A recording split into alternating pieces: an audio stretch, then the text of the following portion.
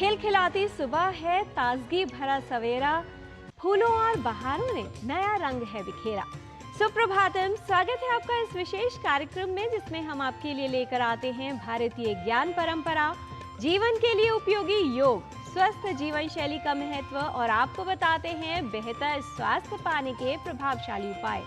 साझा करते हैं आपके साथ संस्कृत का ज्ञान, साथ ही होती है भारतीय संस्कृति की झलक। मैं हूं किरण भारद्वाज।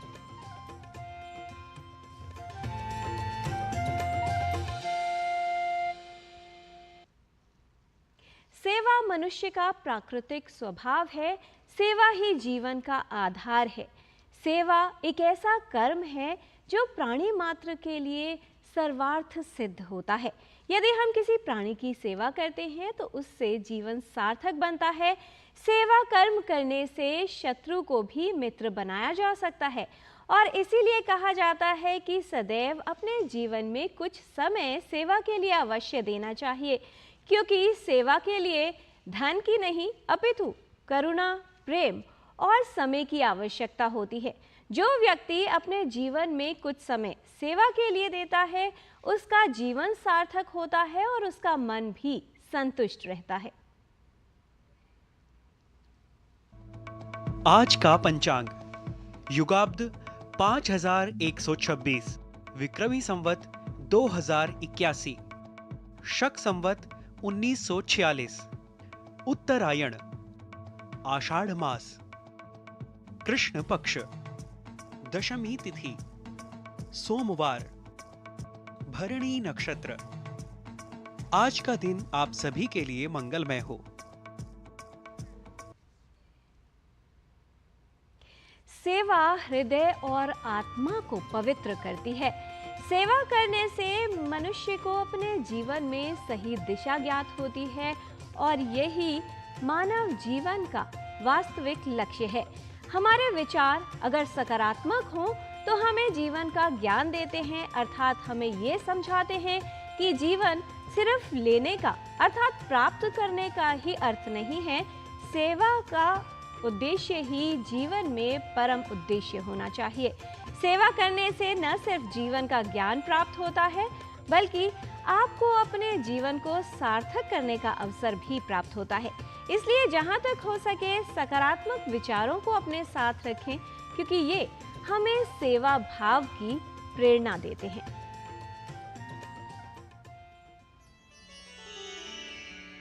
आपन्नाशाय विबुधे कर्तव्या सुहृदो मलाः न तरत्यापदं कश्चित् योत्र मित्र विवर्जितः।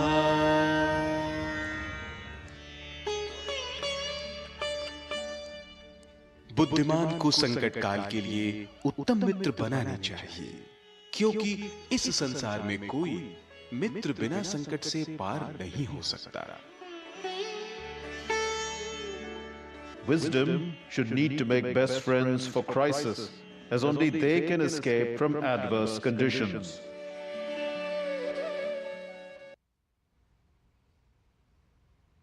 सूर्योदय के साथ ही प्रतिदिन सुप्रभात अर्थात एक नए दिन का आरंभ होता है। सूर्य को काल गणना में भी विशेष स्थान दिया गया है।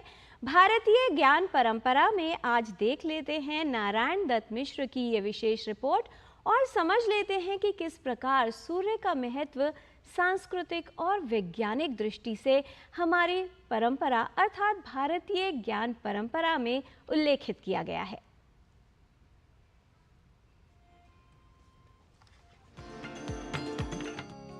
सूर्य सूर्यार्यमादित्य द्वादशात्म दिवाकराः भास्कराः स्करब्रत्न प्रभाकर विभाकराः भास्वत् विवस्वत् सप्ताश्व हरिदश्वोष्ण रश्मयः विकर्तनार्कमार्तण्ड महिरारुणपूषणः। संस्कृत ग्रंथों में उल्लिखित इन नामों द्वारा समस्त प्रकृति में सूर्य के महत्व का ही प्रतिपादन नहीं होता, बल्कि स्वयं सूर्य की स्वरूपगत विविधता भी स्पष्ट हो उठती है। भारतीय ज्ञान परंपरा द्वारा सूर्य की इन्हीं विशेषताओं व उसके महात्म्य को अनेक निकषों, विशेष रूप से वैज्ञानिक और साधारण रूप से सांस्कृतिक दृष्टि से परखा जाना अत्यंत प्रासंगिक कहा जा सकता है। सूरज की किरणों के 7 रंग होते हैं, लेकिन इसमें 3 मुख्य रंग होते हैं, जो कि होते हैं लाल, हरा और नीला। देखिए, त्रिमूर्धानम सप्तरश्मि गृणी से 3 मुख्य हैं 7 रंग की किरणों में। क्रमशः सूर्य विज्ञान का भारत में विकास हुआ वैदिक युग में। हिरण्यस्तूप आंगिरस ने अध्ययन किया कि सूर्य का निर्माण कैसे हुआ, और वो जान सके कि सूर्य का निर्माण एक प्राथमिक आयु प्रिमोर्डियल ईयर के द्वारा होता है। उन्होंने इस तरह से अपने मंत्र को अभिव्यक्त किया, त्वमग्ने प्रथमो मातरिश्वन आविर्भाव सुक्रतुया विवस्वते। विवस्वते अर्थात विवस्वान सूर्य का निर्माण इस मातरिश्वर के द्वारा होता है। सूरज की ऊर्जा कुछ अलग किस्म की है। प्रतिदिन सूरज प्रज्वलित होता है, किंतु ये ऊर्जा खत्म नहीं होती है। इसे पहचाना हमारे ऋषि भारद्वाज ने। सामवेद में उनका मंत्र मिलता है, अजस्रम धर्मम मीमहे। वैज्ञानिक दृष्टिकोण के साथ काल गणना की दृष्टि से तो सूर्य की महत्ता अत्यंत स्पष्ट है ही, पर प्राचीन भारतीय वाङ्मय द्वारा सूर्य व अन्य ग्रहों की स्थिति, पारस्परिकता या सापेक्षता आदि विषयों की वैज्ञानिकता के प्रति तो आधुनिक विज्ञान ऋणी ही है। हम सभी को यह पढ़ा दिया जाता है कि 9 ग्रहों की खोज किसने की? केपलर ने।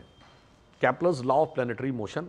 और हम सब ने, जिन्होंने भी भौतिक विज्ञान या फिजिक्स का अध्ययन किया होगा 10वीं, 11वीं, 12वीं क्लास में, केपलर के ग्रहों के सिद्धांत को पढ़ा और केपलर ने सबसे पहले 3 ग्रह निरूपित किए।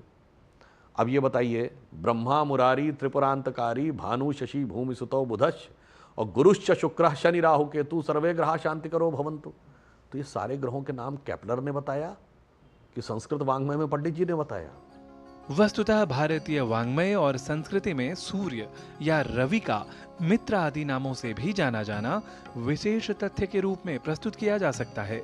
साथ ही ईरान या पर्शिया की संस्कृति में भी अग्नि तत्व के साथ सूर्य को प्रत्यक्ष शक्ति के रूप में सदियों से स्वीकारा जाना भी वैश्विक संस्कृतियों में सूर्य के वैशिष्ट्य को ही परिपोषित करता है।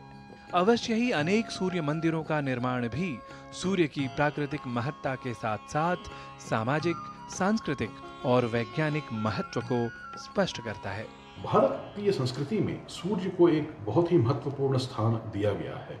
जब भी हम भारतीय संस्कृति में कोई भी विषय के बारे में चर्चा करते हैं तो हम उसको 3 स्तर पर करते हैं। एक आदि भौतिक, आधिदैविक और आध्यात्मिक स्तर पर। अगर आधिभौतिक स्तर पर, भौतिक स्तर पर सूर्य को विषय में चर्चा करें तो सूर्य ही हमारे लिए आधारभूत हैं। पूरे धरती पर जीवन का स्रोत है, मूल स्रोत वही हैं। उन्हीं से हमको अन्न मिलता है, तो इसीलिए उनका पालन पोषण जो भी सभी जीवों का उन्हीं से होता है। और इसीलिए हमने उनको आधिदैविक स्वरूप में उनको देवता कहा है। इसलिए आप देखेंगे कि कन्याकुमारी से कश्मीर तक और पूर्व में असम से लेकर गुजरात तक बहुत सारे भारत में सूर्य मंदिर मिलेंगे। भारत में ही नहीं, सिर्फ भारत में ही नहीं, भारत के बाहर भी, जैसे मिस्र में या मायास जो मेक्सिको में हैं थे, और इनकास जो पेरू में थे, या चीन में या जापान में या कम्बोडिया में, ऐसे हर जगह हमको भारत के बाहर भी बहुत सारे सूर्य मंदिर मिलते हैं। समग्रता से कहें तो जीवन के उत्साह को द्विगुणित कर सदैव कर्तव्य परायणता के भाव को जागृत करते सूर्य का भारतीय परिप्रेक्ष्य में सांस्कृतिक महात्म्य भी कम नहीं। यह चाहे उत्तरायण और दक्षिणायन का योग हो, या फिर मकर संक्रांति का उपक्रम, या फिर सूर्य षष्ठी नामक वह पर्व ही जहां सूर्य को अर्घ्य समर्पित करने की परंपरा का श्रद्धा भाव के साथ परिपालन होता हो। इस तरह सांस्कृतिक और वैज्ञानिक आयामों के परिप्रेक्ष्य में सूर्य के प्रति प्रदत्त विशेष भारतीय अवधान निस्संदेह भारतीय ज्ञान परंपरा की उत्कृष्टता को समक्ष लाने का काम करता है। नारायण दत्त मिश्र, डीडी न्यूज।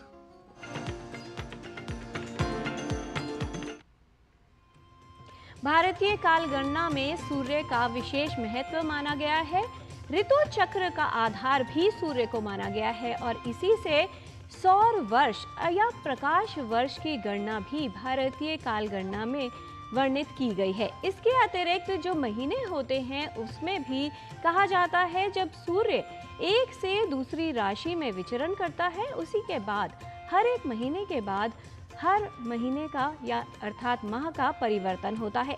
योग में सूर्य को कहा गया है स्वस्थ रहने का महामंत्र, जिससे यदि सूर्योदय के समय योग किया जाए तो हमें सात्विक ऊर्जा प्राप्त होती है और स्वास्थ्य व जीवन बेहतर बनता है। और आयुर्वेद में भी सूर्य को विशेष स्थान प्राप्त है और जीवन में कहा जाता है कि यदि बनना है तो सूर्य की तरह बनिए, जो स्वयं प्रकाशमय रहता है और दूसरों को प्रकाशित करता है। कैसे अपने जीवन को सार्थक बनाया जाए, ये समझने की आवश्यकता है। यहाँ पर रुकते हैं एक अल्प विराम के लिए, आप कहीं मत जाइएगा, देखते रहिए डीडी न्यूज। मैं क्या जी, सब जानते हैं, जहां दिखे मारियो, अपना समझ के खा लियो। स्वाद से सबको दीवाना कर दे, दीवाना कर दे। पता का चाय, गजब का स्वाद। चुटकुला समझ नहीं आया? समझ तो ये नहीं आता कि खेत धान का या खरपतवार का। तो इसमें समझना क्या है दोस्त? ले आओ धान के खरपतवारों का स्पेशलिस्ट ग्रीन लेबल, IIL के ट्रैक्टर ब्रांड का ग्रीन लेबल, धान के खरपतवारों का स्पेशलिस्ट। ब्रेक के बाद आपका स्वागत है। सेवा से बड़ा कोई धर्म नहीं और प्राणी मात्र की सेवा से अच्छा कोई कर्म नहीं। शायद इसीलिए चिकित्सकों को ईश्वर का रूप माना जाता है। किसी भी रोग को ठीक करने और रोगी के जीवन को स्वस्थ कर बेहतर बनाने में चिकित्सक अर्थात डॉक्टर की महत्वपूर्ण भूमिका होती है। आज राष्ट्रीय चिकित्सक दिवस है, तो आइए चिकित्सकों के योगदान को नमन करते हैं और देखते हैं ये विशेष रिपोर्ट।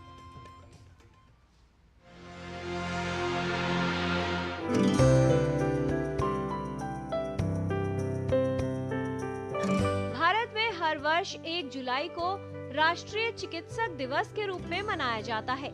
इस दिन का उद्देश्य है डॉक्टरों की भूमिका, महत्व और जिम्मेदारियों के विषय में जागरूकता बढ़ाना, साथ ही चिकित्सकों को समझने और अपनी जिम्मेदारियों को समर्पित रूप से लेने के लिए उन्हें प्रोत्साहित करना। आजकल अनियंत्रित जीवन शैली के कारण कई तरह की स्वास्थ्य समस्याओं का खतरा बढ़ गया है।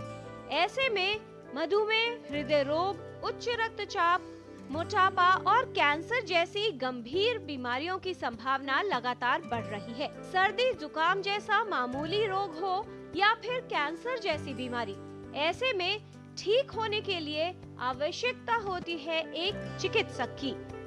चिकित्सीय परामर्श न सिर्फ बीमारियों को ठीक करने में सहायक है, बल्कि बीमारियों से बचाव कैसे किया जाए, इसमें भी चिकित्सक की विशेष भूमिका होती है। डॉक्टर्स के प्रोफेशन का सवाल है, इसमें कई चीज़ें हैं जो बहुत ही इम्पॉर्टेंट है।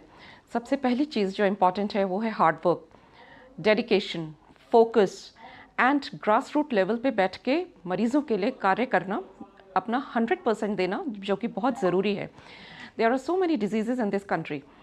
तो जो बहुत से पेशेंट्स हैं जो हमारे पास आ सकते हैं, बहुत से पेशेंट्स इस तरह से हैं जो दूर दराज के इलाकों में रहते हैं, जो हमारे पास नहीं आ सकते इलाज के लिए। मेडिकल सर्विसेज उन तक पहुंचाना एक बहुत बड़ा मिशन है और एज ए डॉक्टर हमारी तरफ से भी ये पूरी कोशिश होनी चाहिए कि हम मेडिकल सर्विसेज को ग्रास रूट लेवल तक ले जाएं, ताकि जो हमारी इंसिडेंसेस हैं और जो प्रेवलेंसेस हैं डिजीज़ के लिए, उन्हें हम काफ़ी हद तक कम कर सके। डॉक्टर जीवन बचाते हैं, लेकिन उनका महत्व इससे कहीं अधिक है। डॉक्टर रोगी का दर्द कम करने, बीमारी को जल्द ठीक करने और अक्षम करने वाली चोट के साथ जीवन कैसे जीना है, ये सिखाने में महत्वपूर्ण योगदान देते हैं। एक रोगी अपना जीवन पूर्ण क्षमता के साथ कैसे जी सकता है? रोग भले ही ठीक ना हो, लेकिन उसके साथ कैसे जीवन जीना है, इसमें डॉक्टर्स का विशेष योगदान होता है। चिकित्सक को निष्ठा, समर्पण और कर्तव्य निष्ठा से रोगी के हित में कार्य करना होता है। एक अच्छे चिकित्सक के कुछ विशेष गुण हैं।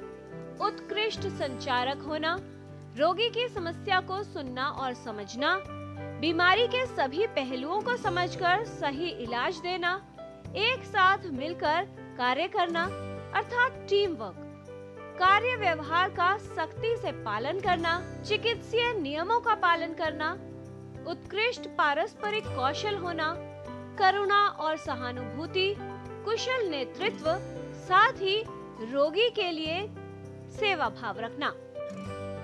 डॉक्टर्स डे के उपलक्ष्य में आप सभी को बहुत बहुत शुभकामनाएं।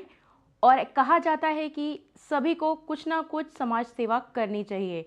देखा जाए तो हम डॉक्टर्स अपनी डेली लाइफ में और अपने डेली के काम में ही समाज की एक सेवा कर रहे हैं, और अगर यही काम अपने मन से और एथिक्स को ध्यान में रख के करा जाए तो बहुत अच्छा होगा। और ना सिर्फ हमें हमारा काम खुशी देता है, बल्कि जब हम इन पेशेंट्स को ठीक होते देखते हैं तो कहीं ना कहीं एक संतोष का भाव भी देता है। मैं बच्चों की डॉक्टर हूँ, और बच्चों का डॉक्टर होना मेरे लिए एक सिर्फ प्रोफेशन नहीं है कि मेरे लिए आय का साधन है, बल्कि ये मेरा पैशन है और इसको मैं बहुत खुशी के साथ करती हूँ। और इन सारे बच्चों को ठीक होता देखकर बहुत बहुत खुशी होती है। और मेरा ये मानना है कि सब अगर अपने प्रोफेशन को पैशन के रूप में फॉलो करें तो इससे बहुत अच्छा रहेगा। डॉक्टर्स की लाइफ भी काफ़ी हद तक स्ट्रेस फ्री हो जाएगी। राष्ट्रीय चिकित्सक दिवस न सिर्फ चिकित्सा क्षेत्र में विशेषज्ञ के योगदान को दर्शाता है, बल्कि हमारे जीवन में डॉक्टरों के मूल्य को उजागर करता है। राष्ट्रीय चिकित्सक दिवस अपने रोगियों और समुदायों के जीवन में चिकित्सकों और डॉक्टरों के योगदान को पहचानने का दिन है।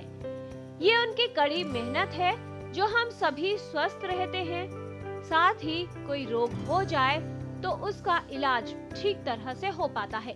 इसलिए ये दिन हमें निस्वार्थ सेवा और स्वास्थ्य देखभाल प्रदान करने के लिए डॉक्टरों को धन्यवाद देने का अवसर प्रदान करता है।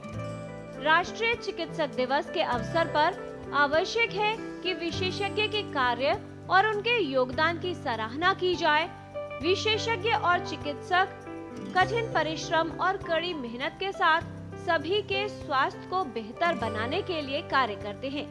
आवश्यक है कि हम सभी चिकित्सकों को उनकी निस्वार्थ सेवा, हमारे जीवन को बचाने और स्वास्थ्य को बेहतर रखने के प्रयास की सराहना करें व सभी विशेषज्ञ और चिकित्सकों को धन्यवाद दें। किरण भारद्वाज, डीडी न्यूज।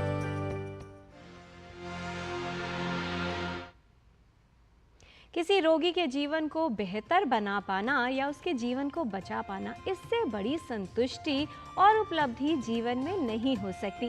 कहा जाता है एक अच्छा चिकित्सक वो होता है जो दवा उतनी दे जितनी आवश्यकता है और देखभाल करने का परामर्श अधिक दे। इसलिए तमाम वो लोग जो चिकित्सा जगत और चिकित्सा क्षेत्र में कार्य कर रहे हैं, उन सभी को राष्ट्रीय चिकित्सक दिवस की शुभकामनाएं और हम सभी के स्वास्थ्य को बेहतर बनाने के लिए धन्यवाद। यहाँ पर रुकते हैं एक अल्प विराम के लिए। आप देखते रहिए डीडी न्यूज, जल्द लौटते हैं।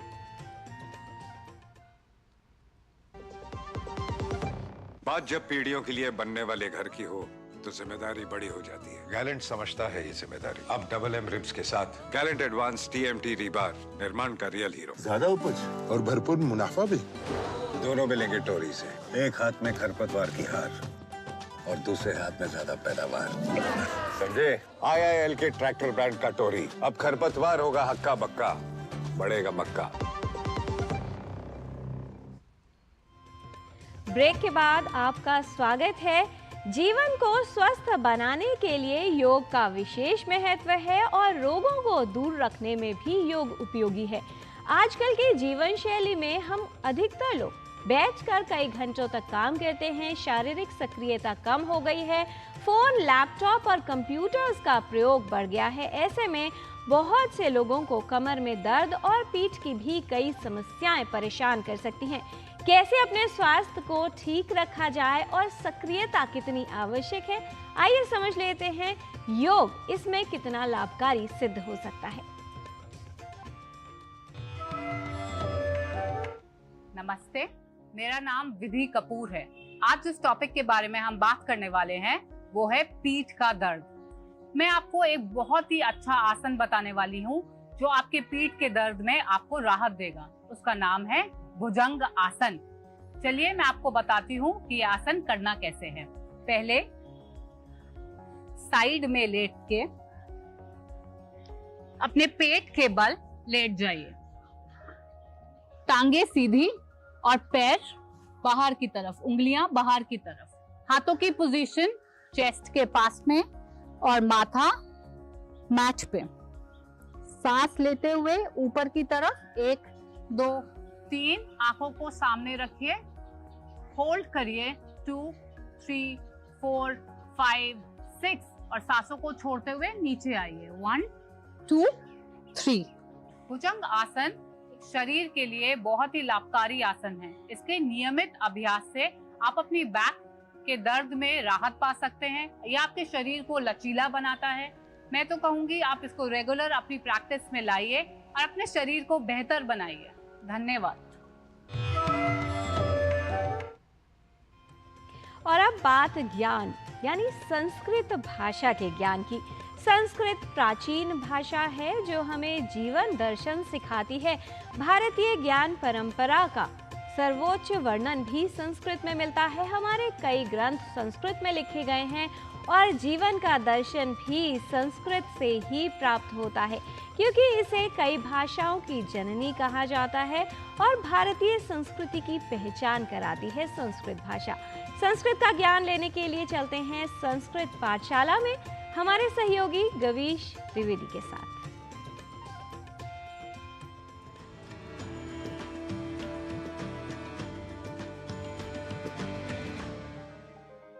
नमो नमः मित्राणि।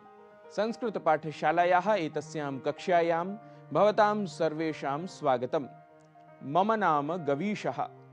संस्कृत की पाठशाला में आज हम आपको शिष्टाचार के कुछ वाक्य सिखाएंगे, जिनके प्रयोग से आप संस्कृत संभाषण के क्रम में आगे बढ़ सकेंगे। आपसे विनम्र अनुरोध है, आप इन वाक्यों को कहीं लिख लें और बार बार इनका अभ्यास करें। आइए सीखते हैं इन वाक्यों को। वैसा होता है क्या? इस वाक्य को संस्कृत में कहेंगे तथा भवति किम। तथा भवति किम। आपके पास समय है क्या? भवतः समयः अस्ति किम।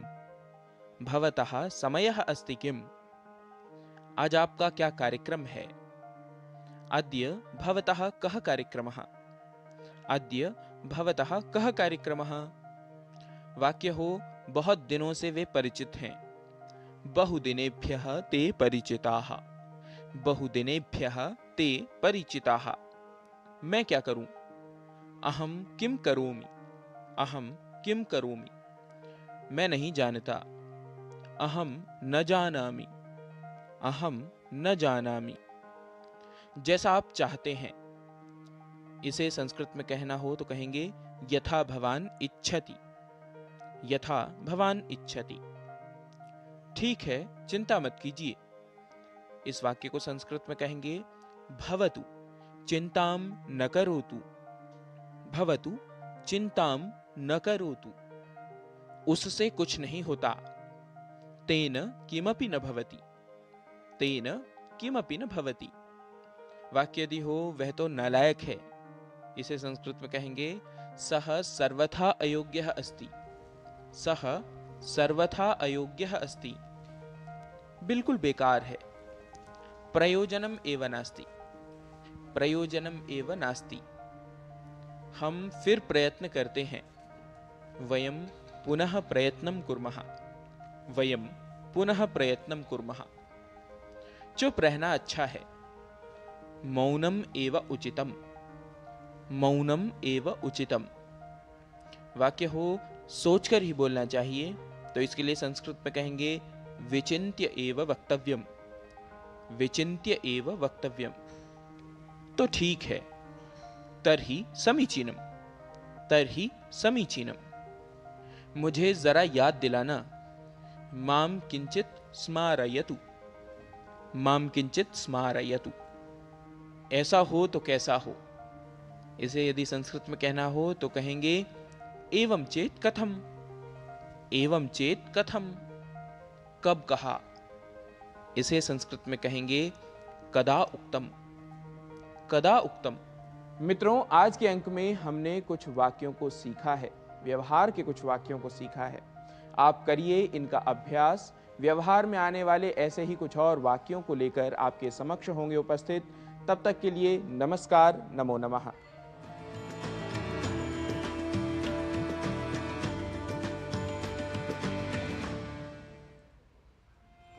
तो आप भी जीवन को कुशल बनाने के लिए अभ्यास करते रहिए। अच्छे, प्रेरणादायक और सकारात्मक विचारों के साथ जीवन में आगे बढ़ते रहिए, क्योंकि सच्चाई और अच्छाई कभी भी जीवन में व्यर्थ नहीं जाती।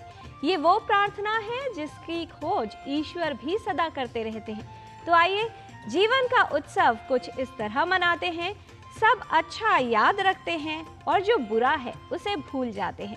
आज के कार्यक्रम में इतना ही। हमारी पूरी टीम को दीजिए अनुमति। नमस्कार।